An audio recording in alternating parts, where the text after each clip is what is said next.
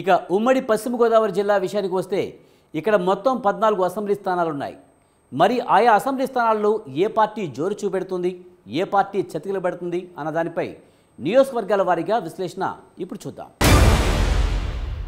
పశ్చిమ గోదావరి జిల్లాలో మొదటగా ఉంగుటూరు నియోజకవర్గాన్ని పరిశీలించినట్లయితే ఇక్కడ వైసీపీ తరపున పుప్పాల శ్రీనివాసరాజు వైసీపీ తరపున ఇక్కడ బరిలో నిలిచారు. మరోవైపు జనసేన తరపున పంచమట్ల ధర్మరాజు ఇక్కడ బరిలో నిలిచారు.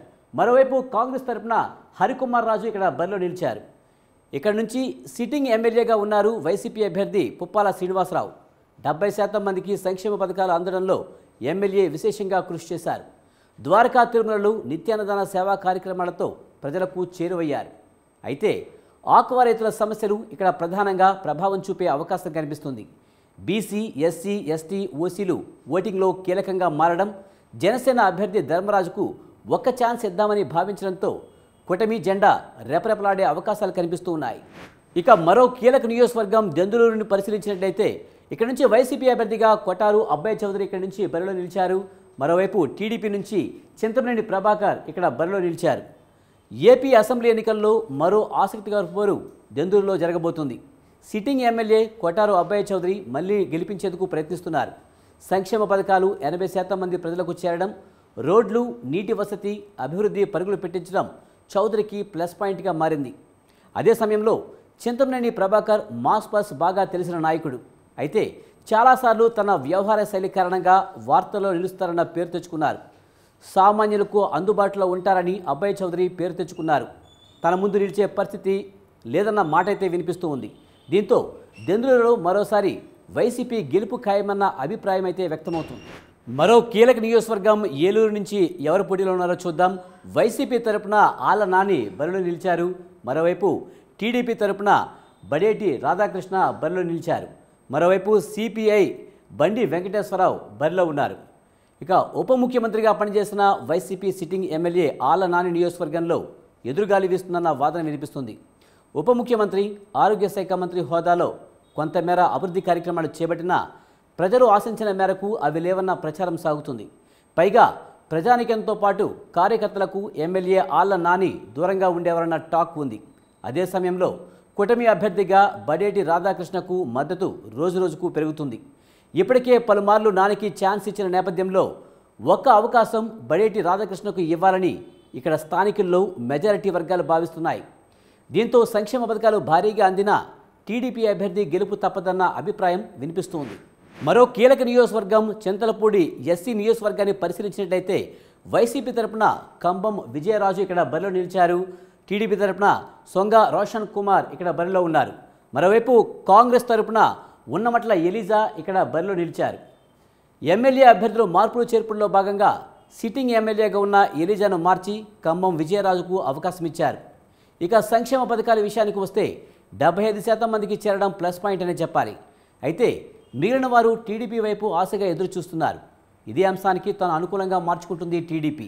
కూటమిలో తెలుగుదేశం నుంచి బరిలోకి దిగిన ఎన్ఆర్ఐ సొంగ రోషన్ సేవా కార్యక్రమాలతో ప్రజలకు దగ్గరయ్యే ప్రయత్నం చేస్తున్నారు. కూటమి ప్రభుత్వం అధికారంలోకి వస్తే ఏ సంక్షేమ పథకాలు అభివృద్ధి చేపడతారో వివరిస్తూ ముందుకు సాగడం కలిసి వస్తుంది. దీంతో టీడీపీ అభ్యర్థికే గెలుపు అవకాశాలు ఇక్కడ ఉన్నట్లుగా తెలుస్తోంది. ఇక ఆచంట నియోజకవర్గాన్ని పరిశీలించినట్లయితే ఇక్కడ నుంచి వైసీపీ అభ్యర్థిగా చెరుకువాడ శ్రీరంగరాజు ఇక్కడ బరిలో నిలిచారు. మరోవైపు టీడీపీ తరపున పీతాని సత్యనారాయణ ఇక్కడ బరిలో ఉన్నారు. మరోవైపు కాంగ్రెస్ నుంచి నెక్కట్టి వెంకట సత్యనారాయణ ఇక్కడ బరిలో నిలిచారు. ఆచంట సిట్టింగ్ ఎమ్మెల్యేగా ఉన్నారు మాజీ మంత్రి చెరుకువాడ శ్రీరంగనాథరాజు. మరోసారి ఆయనే బరిలోకి దిగారు. అయితే సంక్షేమ పథకాలు నియోజకవర్గంలో 80% మందికి చేరడం ప్లస్ పాయింట్ అని భావిస్తున్నారు. లబ్ధిదారుల్లో 70% మంది చెరుకువాడకే జై కొడుతున్నారు. అటు అభివృద్ధి విషయంలో కొంత పర్వాలేదన్న అభిప్రాయం నెలకొంది. అయితే బీసీలు మాత్రం ఇక్కడ టీడీపీ అభ్యర్థి పీతాని సత్యనారాయణ వైపు చూస్తున్నారు. ఎస్సీ, ఎస్టీలు జగన్ వైకే జై కొడుతున్నారు. దీంతో వైసీపీ అభ్యర్థి చెరుకువాడ శ్రీరంగనాథరాజుకే గెలుపు అవకాశాలు ఎక్కువనే ఓటర్లు చెబుతున్నారు. ఇక పాలకొల్లు నియోజకవర్గాన్ని పరిశీలించినట్లయితే పాలకొల్లు నియోజకవర్గంలో అభ్యర్థులుగా వైసీపీ తరపున గుడాల శ్రీగోపాలరావు, అలాగే టీడీపీ తరపున నిమ్మల రామానాయుడు ఇక్కడ బరిలో నిలిచారు. మరోవైపు కాంగ్రెస్ తరపున కొలుకులూరి అర్జున్ రావు ఇక్కడ బరిలో ఉన్నారు. ఇక టీడీపీకి గట్టి పట్టున్న నియోజకవర్గాల్లో ఒకటి పాలకొల్లు. నిమ్మల రామానాయుడు ఇక్కడి నుంచి సిట్టింగ్ ఎమ్మెల్యేగా ఉన్నారు. ప్రభుత్వ పథకాలు లబ్ధిదారులకు అందించే విషయంలో ఎంతో చొరవ తీసుకుంటారు. ఎమ్మెల్యే అనే పేరు రావడం ఈయనకి ప్లస్. అయితే ప్రతిపక్ష ఎమ్మెల్యే కావడంతో నిధుల కేటాయింపుల్లో వివక్ష చూపారని ఆరోపిస్తున్నారు టీడీపీ నేతలు. అందువల్లే తగినంత అభివృద్ధి లేదని చెబుతున్నారు. ఈ ప్రచారాన్ని తనకు అనుకూలంగా మార్చుకుంటుంది వైసీపీ. ఇప్పటి వరకు నిమ్మలకు అవకాశం ఇచ్చారని, ఈసారి వైసీపీని గెలిపించాలని విజ్ఞప్తి చేస్తున్నారు. ప్రధానంగా బీసీ, ఎస్సీ, ఎస్టీలను తమ వైపు తిప్పుకునే ప్రయత్నం చేస్తున్నారన్న ప్రచారం సాగుతుంది. ఏది ఎలా ఉన్నా టీడీపీ ఇక్కడి నుంచి ఖచ్చితంగా గెలుస్తుందని అంటున్నారు. ఇక మరో కీలక నియోజకవర్గం నరసాపురం నియోజకవర్గాన్ని పరిశీలించినట్లయితే ఇక్కడ నుంచి వైసీపీ అభ్యర్థిగా ముదునూరి ప్రసాద్ రాజు ఇక్కడ బరిలో నిలిచారు. మరోవైపున జనసేన తరపున బొమ్మిడి నాయకర్ ఇక్కడ బరిలో ఉన్నారు. కాంగ్రెస్ నుంచి కానూరి ఉదయ భాస్కర కృష్ణప్రసాద్ ఇక్కడి నుంచి బరిలో నిలిచారు. సిట్టింగ్ ఎమ్మెల్యే ముదునూరి ప్రసాద్ రాజు మరోసారి విజయం కోసం గట్టి ప్రయత్నాలు చేస్తున్నారు. సంక్షేమ పథకాలు 75% మందికి అందడం వైసీపీకి ప్లస్ పాయింట్ అయినా ఇక్కడి సామాజిక వర్గం కూడా కీలక పాత్ర పోషిస్తుంది. మత్స్యకారులది ఇక్కడ బలమైన ఓటు బ్యాంకు ఉంది. దీంతో వారు ఎవరికి సపోర్ట్ చేస్తే వాళ్ళకే గెలుపు అవకాశాలు. అయితే మత్స్యకార సామాజిక వర్గం అంతా బొమ్మిడి నాయకుల వైపు మొగ్గు చూపుతుండడంతో జనసేనకు విజయ అవకాశాలు ఎక్కువగా కనిపిస్తున్నాయి. మరో కీలకమైన నియోజకవర్గం భీమవరం నుంచి వైసీపీ తరపున గ్రంథి శ్రీనివాస్ ఇక్కడి నుంచి బరిలో నిలిచారు. మరోవైపున జనసేన అభ్యర్థిగా పులవర్తి ఆంజనేయులు ఇక్కడ బరిలో ఉన్నారు. మరోవైపున కాంగ్రెస్ నుంచి అంకెం సీతారాము ఇక్కడ బరిలో నిలిచారు. టఫ్ ఫైట్ ఉన్న నియోజకవర్గాల్లో ఒకటి భీమవరం. గత ఎన్నికల్లో పవన్ కళ్యాణ్పై విజయం సాధించి ఎమ్మెల్యేగా ఉన్నారు గ్రంథి శ్రీనివాస్. అయితే ఈసారి ఆయన ఓడించేందుకు పవన్ కళ్యాణ్తో పాటు కూటమిలోని ఇతర పార్టీలు గట్టి ప్రయత్నమే చేస్తున్నాయి. స్థానికంగా గట్టి పట్టున్న నేతల్లో ఒకరైన పులవర్తి ఆంజనేయులకు సీటు ఇవ్వడంతో పోటీ కాస్త హోరాహోరీగా మారింది. సంక్షేమ పథకాలు 60% మందికి పైగా చేరడం గంధి శ్రీనివాస్కు కలిసి వచ్చే అంశం. అలాగే మొదట్లో పవన్ ఇక్కడి నుంచి పోటీ చేస్తారన్న ఊహాగానాలు రావడంతో నియోజకవర్గాన్ని సైతం ప్రభుత్వం బాగానే అభివృద్ధి చేసింది. అయినా ఇంకా కొన్ని సమస్యలు పెండింగ్లో ఉండడం మైనస్ పాయింట్ అన్న మాట వినిపిస్తుంది. మొత్తంగా చూస్తే స్వల్ప తేడాతో పరిస్థితి ప్రస్తుతానికి జనసేనకు అనుకూలంగా ఉందన్న ప్రచారం అయితే సాగుతుంది. ఇక ఉండి నియోజకవర్గాన్ని పరిశీలిద్దాం. ఇక్కడ వైసీపీ అభ్యర్థిగా పివిఎల్ నరసింహరాజు ఇక్కడ బరిలో నిలిచారు.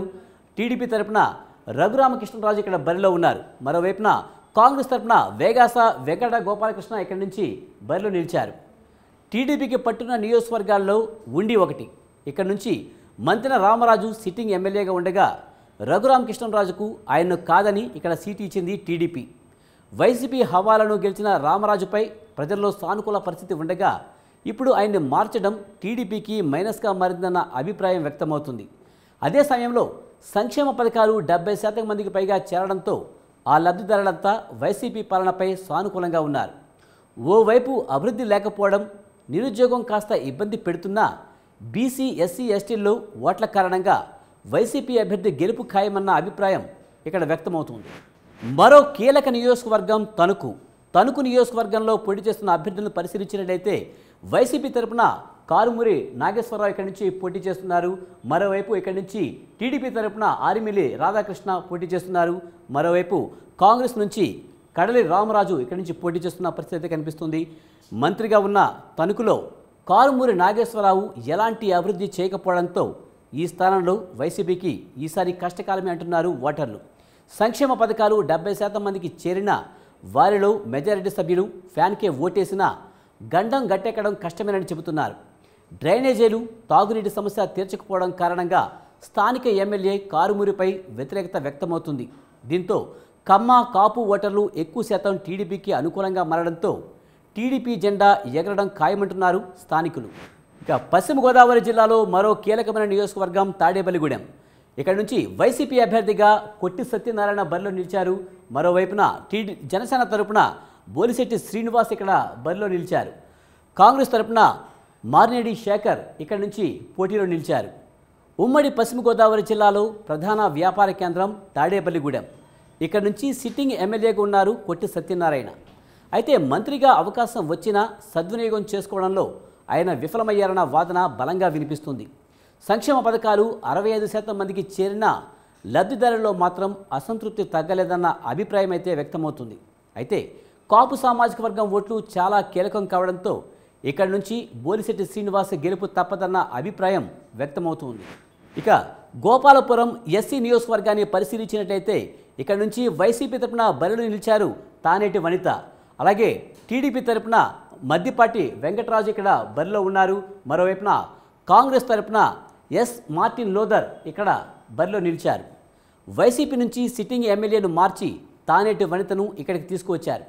అయితే జగన్ పార్టీ నుంచి బరిలో ఉన్న వనిత పూర్తిగా సంక్షేమ పథకాలపైనే నమ్మకం ఉంచగా కమ్మ సామాజిక వర్గం పూర్తిగా టీడీపీ వైపే మళ్ళింది. ఇదే అతిపెద్ద తేడా. పైగా ముల్లపూడి బాపిరాజుకు వనితకు మధ్య విభేదాలు వైసీపీకి మైనస్ అనే చెప్పాలి. దీంతో గట్టి పోటీ జరుగుతున్న టీడీపీకే ఎడ్జి ఉండవచ్చునన్న వాదన అయితే వినిపిస్తూ ఉంది. ఇక నిడదవోలు నియోజకవర్గాన్ని పరిశీలించినట్లయితే ఇక్కడి నుంచి జనసేన తరపున కందుల దుర్గేష్ అయితే పోటీలో నిలిచారు. మరోవైపు వైసీపీ తరపున గెడ్డం శ్రీనివాసనాయుడు ఇక్కడి నుంచి బరిలో ఉన్నారు. మరోవైపు కాంగ్రెస్ నుంచి పెద్దిరెడ్డి సుబ్బారావు ఇక్కడి నుంచి బరిలో నిలిచారు. నిడదవోలులో ఆసక్తికర పోరు సాగుతుంది. వైసీపీ నుంచి సిట్టింగ్ ఎమ్మెల్యే శ్రీనివాసనాయుడు బరిలో ఉండగా కందుల దుర్గేష్ను రాజమండ్రి సిటీ నుంచి ఇక్కడికి పంపించారు. సంక్షేమ పథకాలు 70% మందికి అందడం వైసీపీకి ప్లస్గా ఉంటే కార్యకర్తలకు ఎమ్మెల్యే దూరం కావడం, తాగునీరు, రోడ్లు అభివృద్ధి లేకపోవడం మైనస్ పాయింట్. కాపు సామాజిక వర్గం ఓట్లు పవన్కు అండదండలు దుర్గేష్కు ఉండడం ప్లస్. దీంతో ఇక్కడ జనసేన జెండా ఎగురుతుందన్న అంచనాలున్నాయి. ఇక కొవ్వూరు నియోజకవర్గాన్ని పరిశీలించినట్లయితే ఇక్కడ నుంచి వైసీపీ తరపున తలారి వెంకట్రావు బరిలో నిలిచారు. మరోవైపు టీడీపీ తరపున ముప్పిడి వెంకటేశ్వరరావు ఇక్కడ బరిలో ఉన్నారు.